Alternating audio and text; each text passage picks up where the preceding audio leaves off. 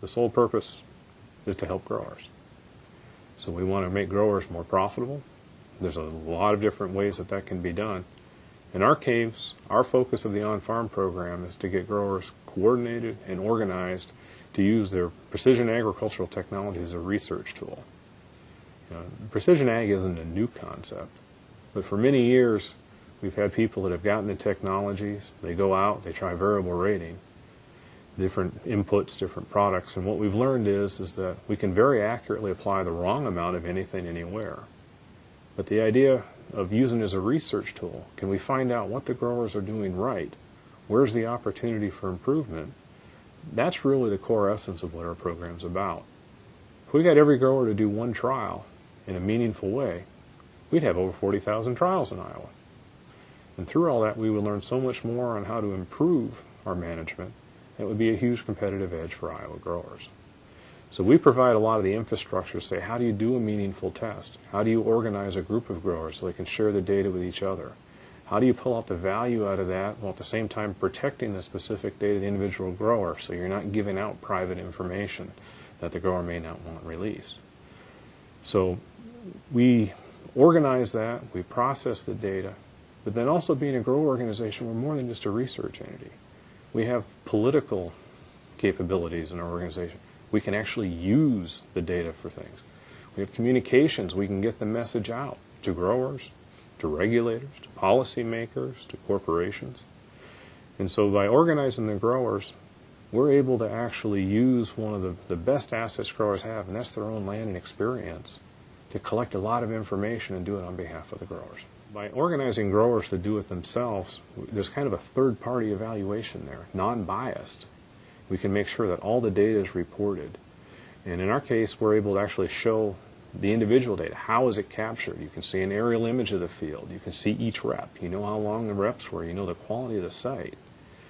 So by getting growers organized, who ultimately are the ones who control the land, we can actually turn around and develop the best data bents, even better than some of the largest companies, or even better than what an extension or university system could do on their own. By getting the growers organized and focused on the questions that they want asked.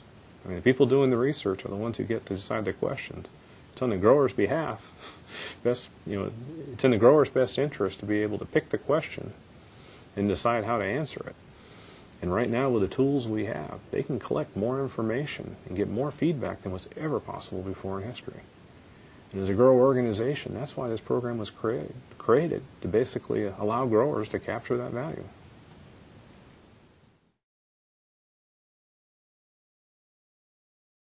We've been involved since the start in the on-farm network. On our farm, the first thing we were really interested in is how we could do a better job with our nitrogen program, applying nitrogen, the timing that we did, and then particularly the rates. And we learned that we could cut our rates of nitrogen about 25% and still maintain yield and really increase profitability and also be better for the environment on our farm. The On-Farm Network by the Iowa Soybean Association is a unique program in the United States, and it's received a lot of recognition from national organizations and is spreading to other states. The advantages of the adaptive management of the replicated strip trials are being recognized, and this program is going to become a national program, and I'm very proud to have been associated with it at the state level when it first started. The advantages of being part of this project are as large as your imagination and as large as you would like them to be. You can test on your farm and then have expert analysis on different fungicide timing or rates, populations, insecticide sprays, different plant populations, different fertility programs, different tillage programs. If you can imagine it, you could be part of this program and get the answers that you want to know.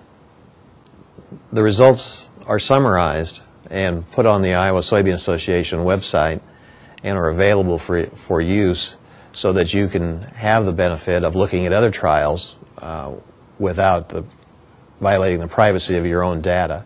But you can see how different trials worked out for other farmers, and then we can use that in our lobbying efforts to respond to questions and concerns about our impact on the environment for the first time, we have the answers to our questions about which management practices are helpful or harmful. Yeah, I've been working for 6 years with an on-farm network in the Chesapeake Bay region. I first got involved by working with Environmental Defense Fund. That's an environmental organization that was interested to create an on-farm network and learn from the farmers about the best way to improve nutrient management. Yeah, the on-farm network that's operating in the Chesapeake Bay region is called the Bay Farms Network, and we have expanded within the Chesapeake Bay area into Maryland. We're now in also 6 counties in Pennsylvania. We started in Lancaster County. We also have a project down in Virginia, which one part of that is in the Chesapeake Bay and one is not. And we have also expanded into Ohio and Indiana and in North Carolina, setting up on-farm networks. And we have numerous strip trials every year evaluating nitrogen. And we also do about 1,000 stalk samples every year from 1,000 different fields. And the farmers provide us with the background information as far as the field history and nitrogen management history for those fields. Participation in the network has affected the growers and myself in multiple ways. Number one, we have more questions than ever, which is good. That gives us an opportunity to question and check and question again and see if we're doing the right thing. And we've been able to refine our management practices more consistently, more precisely, and know a little bit. We're able to predict just a little bit better what kinds of weather patterns will cause us to want to add additional N as a side dress. We have the ability to test for that. We have the stock nitrate test, so we can put it on, we can test it, we can recheck it, and we can do something different. We can make modifications to that system. So overall, I would say nitrogen use has been reduced with most of my participants because they were maybe putting on 200 pounds and now have been able to refine that more precisely for their own operation.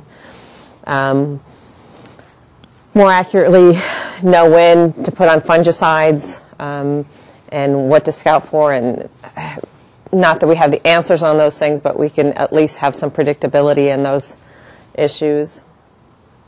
I think any grower can gain some knowledge of some type from being involved in the group.